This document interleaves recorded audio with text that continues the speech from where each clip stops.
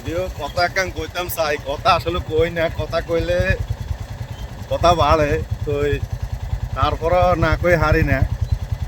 লেনদেনটা বিষয় এমন জিনিস, লেনদেন করলে যে সমস্যাগুলো হয় এটা তো আপনারা অতীতে হয়েছে, আপনারা জানেন। বর্তমানে এমন পরিবেশ আসছে যে কে কারোর উপর আন্তরিকতা ভালোবাসা বিশ্বাসটুকু আর করতে পারতেছে না। কেন পারতেছে না? সবাই কি করে, ওই লেনদেন করার সময় অনেক মিষ্টি মিষ্টি কথা থাকে, লেনদেন হয়ে গেলে আর কোনো কারো খবর থাকে না। এই যখন আপনি লেনদেন করবেন, ওই টাকাটা যখন আপনি চাইবেন, ওই চাইতে গেলে তখন আপনার সাথে দুই কথা মনোবাদ শুরু হয়ে যায়। তো ভাই আমার, বন্ধু আমার, ভালোবাসার মানুষগুলোকে বলছি, লেনদেন আর কাউকে সাথে করবেন না। কারণ লেনদেন করলে আপনার সাথে সম্পর্কটা নষ্ট হয়ে যাচ্ছে। হ্যাঁ আছে, তাই বলে লেনদেন একেবারে করবো না তা না, করবো যারা লোক বুঝা, যারা বিশ্বস্ত মানুষ, তাদের সাথে লেনদেন করব। তাহলে কি হবে, আমাদের এই লেনদেনটা স্বয়ংসম্পূর্ণ হবে।